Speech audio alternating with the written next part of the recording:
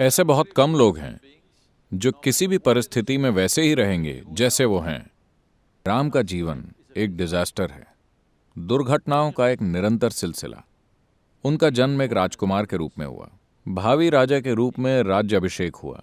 हाल ही में उनकी शादी अपनी युवा पत्नी से हुई, लेकिन कुछ राजनीतिक कारणों से वो जंगल पहुंच जाते हैं। Living in the jungle, जंगल में रहना, शायद आपके कुछ टीवी सीरियल इसे बड़े रोमांटिक जीवन जैसा दिखाते हों। okay? जंगल में रहना कोई रोमांटिक अनुभव नहीं है, मेरा यकीन कीजिए। मैं खुद अकेले कई हफ्तों तक जंगल में अकेला रहा हूं। जंगल में जो मिला उसी से पेट भरकर। 3-4 हफ्तों बाद जब मैं वापस शहर पहुंचा तो लोग मुझे पहचान नहीं पाए। ऐसा होता है जंगल का जीवन। तो एक युवा पत्नी, वो आदिवासी महिला नहीं है, एक राजकुमारी है। उनके साथ जंगल में रहना कोई रोमांस भरा जीवन नहीं, बल्कि बहुत कठिन जीवन है। ये जानते हुए कि ये कितना कठिन होगा, छोटा भाई दोनों की मदद के लिए उनके साथ चल देता है, क्योंकि उसे पता है कि इस युवा स्त्री के साथ उन्हें जंगल में कितनी दिक्कत होने वाली है। फिर जैसे उतना ही काफी नहीं था, उनकी पत्नी का अपहरण हो जाता है। श्रीलंका।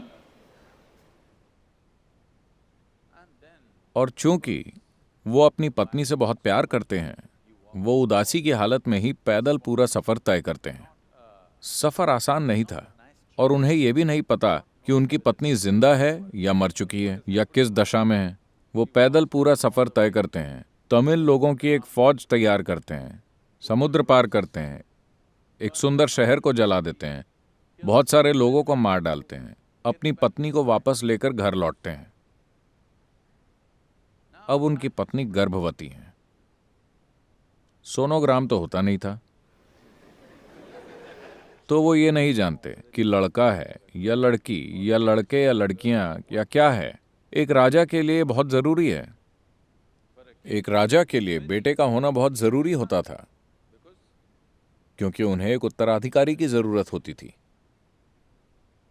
मगर एक बार फिर राजनीतिक कारणों से वो अपनी गर्भवती पत्नी को जंगल भेज देते हैं। वो वहां जाकर 2 बेटों को जन्म देती है। राम को यह पता नहीं चलता। फिर वो अपने ही बेटों के साथ युद्ध लड़ते हैं।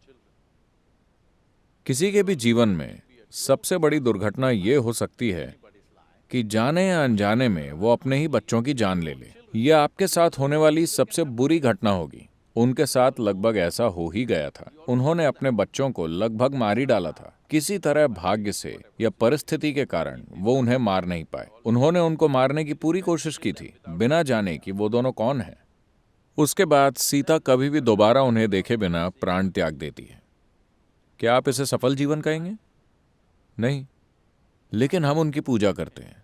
आप ऐसे असफल इंसान की पूजा क्यों करते हैं?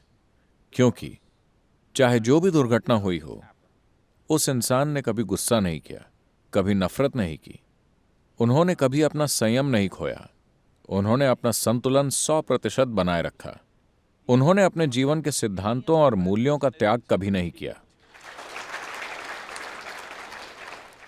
उनके जीवन में मुसीबतें बराबर आती रहीं, लेकिन वो हमेशा स्थिर और परिस्थितियों से अछूते बने रहे। इन्हीं गुणों के आगे हम सिर झुकाते हैं। हम उनके आगे इसलिए सिर नहीं झुकाते क्योंकि वो बहुत सफल थे। वो पूरी तरह से असफल रहे, लेकिन वो अपने भीतर, आप चाहे कुछ भी कर लें, आप उनकी भीतरी प्रकृति को बदल नहीं सकते। उनके जीवन में जो हुआ, उसमें से अगर कोई एक भी घटना किसी के जीवन में हो जाए तो अधिकतर लोग टूट जाएंगे, है कि नहीं? इनमें से सिर्फ एक दुर्घटना किसी के जीवन में हो जाए तो वो दिमागी संतुलन खो बैठेंगे।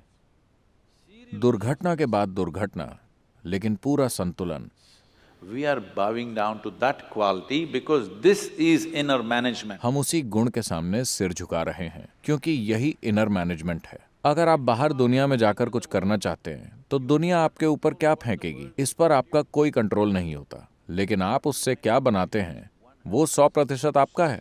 आप किसी भी परिस्थिति में पैर रखने से, इस दुनिया में किसी भी हालात का सामना करने से नहीं कतराएंगे, क्योंकि आपके भीतर आनंद की केमिस्ट्री है।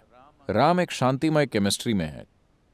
चाहे आप उनके ऊपर कितनी भी तकलीफें फेंकें, उसी तरह अगर आपके पास आनंद की केमिस्ट्री है तो चाहे कोई आपके ऊपर कितनी भी गंदगी फेंके, आप आनंद में ही रहेंगे।